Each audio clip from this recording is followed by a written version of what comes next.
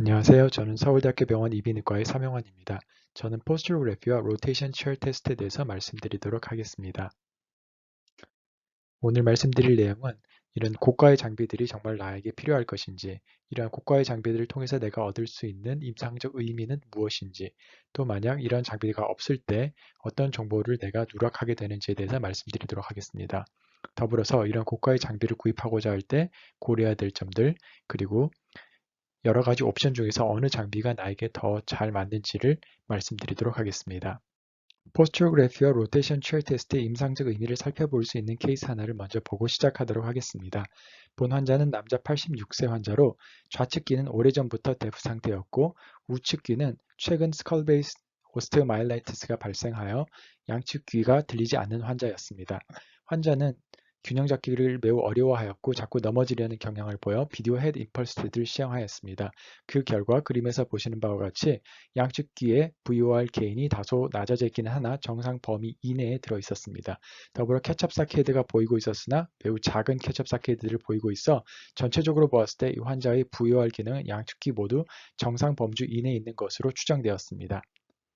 그러나 본 환자에서 포스츄로그래피를 시행한 결과 눈을 감고 푹신푹신한 바닥에 서 있는 베스티뷸라 컨디션에서 환자가 유독 더 균형 잡기를 어려워하였었고 환자는 좌측으로 자꾸 넘어지려는 경향을 보였습니다. 더불어서 로테이션 체어 테스트에서는 모든 주파주에서 게인이 낮아져 있고 에이시메트리는 우측으로 데비에이션 돼 있었으며 페이스 리드를 보이고 있었습니다.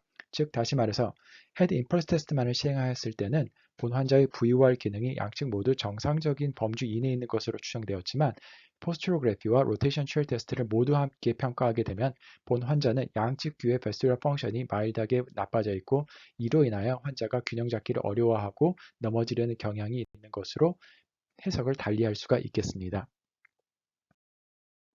그러면 포스트로그래피에 대해서 먼저 설명드리겠습니다. 포스트로그래피는 멀티센서리 인테그레이션 기능을 보는 검사로서 베스티뷸러 펑션, 비주얼 펑션, 소마토센서리 펑션이 모두 합쳐져서 나타나게 됩니다. 임상적 의미를 바라보자면 환자의 페리페럴 and or 센트럴 베스티뷸러 시스템에 문제가 있는지를 한꺼번에 평가하는 도구로서 아쉬운 점은 로컬라이제이션 기능 또는 라테럴라이제이션 기능이 없다는 점이 되겠습니다. 이러한 포스트로그래피는 환자의 베스티뷸러 리해빌리테이션이 잘 이루어지고 있는지를 평가하는 도구로도 유용하게 사용될 수 있고 이 기계 자체를 베스티뷸러 리해빌리테이션의 도구로서 사용하는 것도 가능하겠습니다. 예를 들어 컨디션 1, 2, 3, 4, 5, 6 중에서 베스티뷸러 펑션을 반영하는 컨디션 5의 경우 초기 VN 환자의 경우 점수가 좋지 않던 것이 리해빌리테이션이 잘 이루어지게 되는 경우 아래에 있는 그림처럼 점차적으로 5 컨디션의 기능이 좋아지는 것을 확인할 수가 있겠습니다. 더불어서 포스트로그래피는 말링저링과 자기의 증상을 과장하려는 환자들을 찾아내는 데 있어서도 유용한 도구로 사용될 수가 있겠습니다.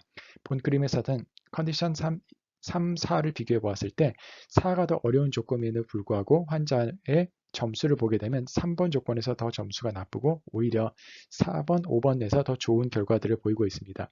이러한 경향을 보이게 되면 이를 aphysiologic response 또는 non-organic pattern이라고 부르게 되는데 일반적으로는 말링저링 또는 환자가 자신의 증상을 과장하는 것과 상관이 있을 것으로 추정되고 있습니다. 더불어서 포스트로그래피는 환자의 long loop pathway를 전체적으로 평가하여 automatic postural response를 평가할 수 있는 MCT, 그 다음에 adaptation을 함께 검사할 수 있는 도구로 활용될 수 있다는 점이 다른 검사와 다른 점이 되겠습니다.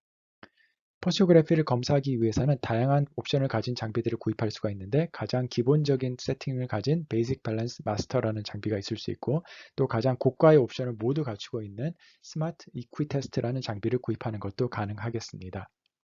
이 두 장치의 장단점을 비교해보면 보다 고가 장비인 클래식 CDP 즉 Computerized Dynamic Posturography를 구입하게 되는 경우 컨디션 1, 2, 3, 4, 5, 6을 모두 검사할 수 있고 더불어서 MCT 어댑테이션을 모두 검사할 수가 있습니다.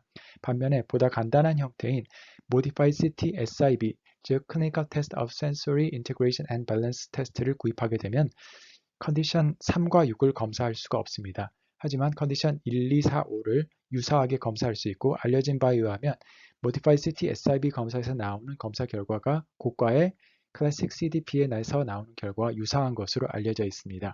클래식 CDP는 환자를 감싸는 커튼의 시야 가림막까지 있기 때문에 공간이 매우 크게 차지하고 더불어서 MCT와 어댑테이션 검사까지 수행하기 위해서는 그만큼의 인력, 그 다음에 그만큼의 시간을 더 투자하여 환자를 검사해야 된다는 차이점이 있겠습니다. 하지만 검사의 가격이 매우 고가인 만큼 환자에게 시행하는 검사를 보다 다양하게 시행하고 환자에게 청구할 수 있는 금액도 더 많을 것으로 추정됩니다. 다음으로 로테이션 치열 테스트에 대해서 말씀드리도록 하겠습니다. 로테이션 치열 테스트는 다른 VOR 검사, 즉 칼로릭 테스트, 비디오 헤드 임펄스 테스트와 달리 양측 lateral semicircular canal의 기능을 한꺼번에 검사하고 VOR의 강도를 상대적으로 비교하여 결과를 보여주는 검사입니다. 이로 인하여 유리내트럴 베스럴 패스가 있는 환자에서 이리터티브 스테이지의 컴펜세이션 또는 파랄리틱 스테이지의 컴펜세이션에 따라서 다이렉셔널 프리펀더런스가 건축 또는 병축으로 다이나믹하게 변하는 특성을 가지고 있습니다.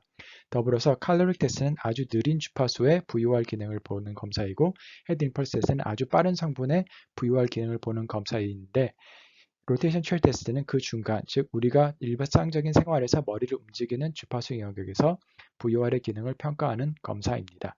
임상적으로 이용한 경우들은 미들리어에 문제가 있거나 익스터널 이어에 문제가 있어서 기존에 귀에 물을 넣는 칼로릭 테스트를 할 수 없는 환자들에서 유용하게 사용될 수가 있겠습니다. 또한 양측 귀의 베스툴러 펑션이 마일드하게 나빠져 있는 바이래테럴 베스툴러 패시 환자에서 환자의 문제점을 센시티브하게 발견해내고 칼로릭 테스트 또는 비디오 헤드 임펄스 테스트가 발견하지 못한 문제점들을 찾아내는 검사로 사용될 수가 있겠습니다. 또 바이래테럴 베스툴러 패시 환자의 베스티뷸러 펑션이 완전히 없어진 경우인지 또는 환자에서 베스티뷸러 펑션이 일부 남아있는지를 평가하는 도구로도 사용될 수가 있겠습니다. 유니래테럴 베스티뷸러 패시 환자에서는 컴펜세이션이 이루어지는 스테이지를 평가할 수 있는 도구로 사용될 수 있고 귀에 물을 넣는 것을 두려워하는 어린이에서도 유용하게 사용될 수가 있겠습니다. 앞서 말씀드렸던 내용을 케이스를 통하여 조금 더 자세히 설명드리도록 하겠습니다. 좌우에 보이는 환자는 모두 바이래테럴 베슬 패시 환자입니다. 좌측 환자는 남자 26세로 오래전부터 right deaf, 최근 left manual disease로 인하여 칼로리 테스트 결과가 거의 0에 가까운 것을 볼 수가 있습니다. 우측 환자는 여자 65세 환자로 idiopathic bilateral vesopathy 환자이고 칼로리 테스트가 거의 0에 가까워 좌우 환자는 칼로리 테스트가 유사함을 알 수 있습니다. 그러나 이 두 환자에서 로테이션 치열 테스트를 시행하게 되면 좌측의 환자는 하이 프리퀀시에서 VOR 게인이 아직 어느 정도 남아있는 것을 볼 수가 있습니다. 반면 우측 환자는 모든 주파수에 있어서 VOR 게인이 0에 수렴하고 있는 것을 알 수가 있습니다.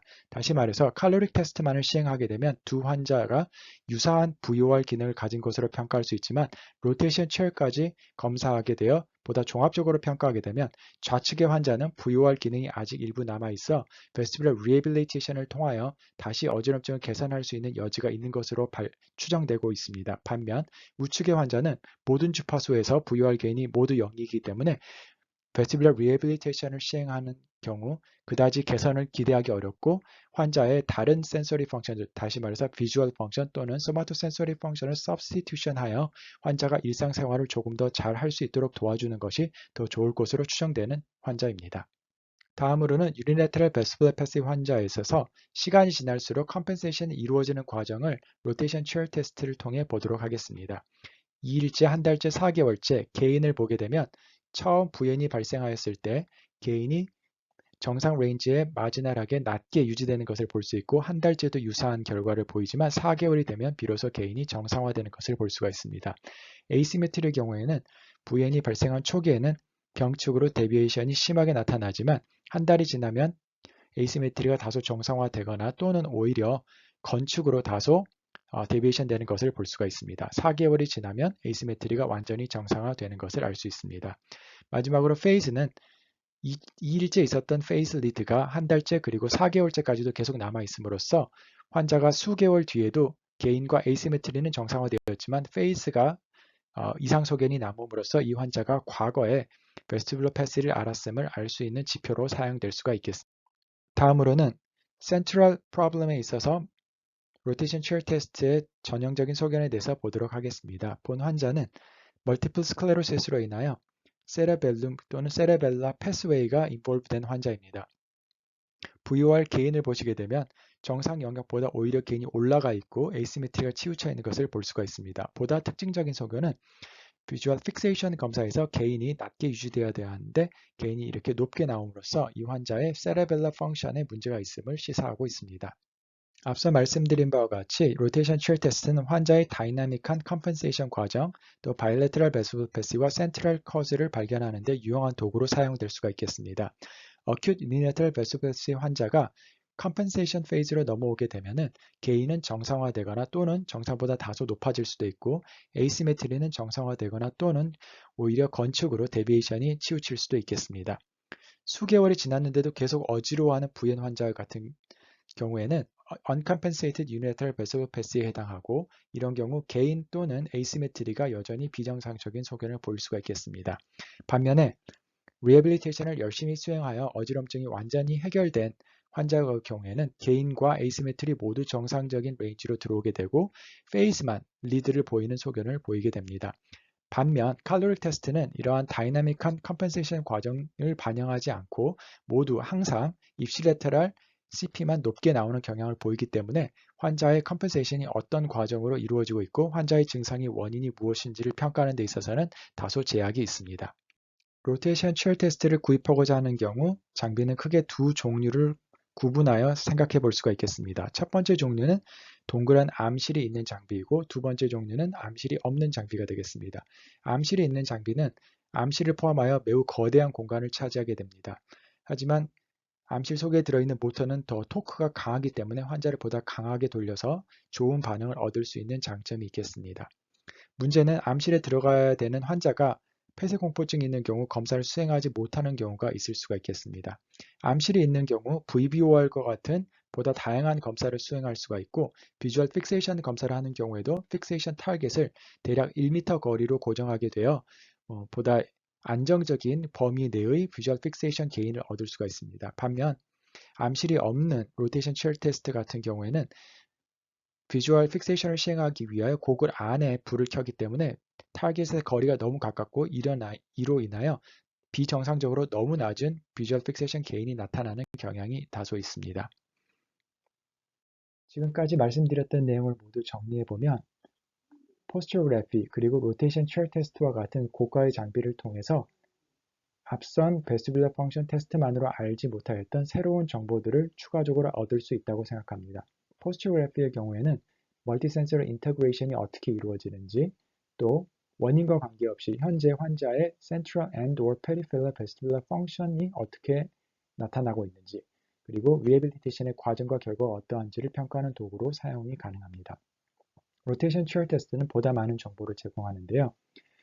마일드한 바이레트럴 베스티뷸러 패시가 있는 환자에서 기존의 칼로릭 테스트 그리고 비디오 헤드 임펄스 테스트가 이를 민감하게 발견하지 못하는 것을 추가적으로 진단하는 도구로 사용될 수 있겠습니다.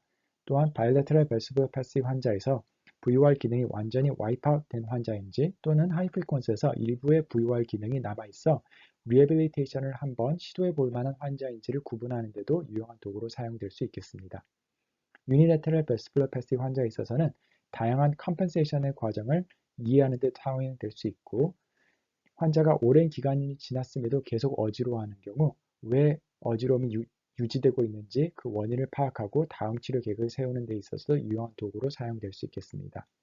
그러나 이상과 같은 고가의 장비가 없다고 적절한 환자의 진단과 치료가 불가능하다고 생각하지는 않습니다. 다만 앞서 보여드렸던 케이스들과 같이 이들 장비를 통해 보다 정확한 정보, 진단에 이르거나 다음 치료 계획에 있어서 보다 좋은 계획을 세우는 데 있어서 도움을 제공하는 도구가 될 것으로 생각합니다. 장비를 준비하기에 앞서서는 장비의 크기, 그 다음에 운용 인력, 그 다음에 운용 시간 등을 고려해 볼 수 있겠고 장비의 가격이 매우 차이가 크기 때문에 아주 고가의 장비를 사용할 것인지 또는 저렴한 장비를 사용하고 환자의 수가를 작게 받을 것인지 등을 고려해 볼 수가 있겠습니다. 포스처그래피의 경우에는 클래식한 CDP 장비를 구입하는 것과 Modify CT SIB 장비를 준비하는 두 가지 옵션을 생각해 볼 수가 있겠고 로테이션 쉘 테스트의 경우에는 크게 나누면 암실이 있는 장비와 암실이 없는 장비 중 어느 장비가 나에게 더 적합한지 고려해 볼 수가 있겠습니다. 경청해 주셔서 감사합니다.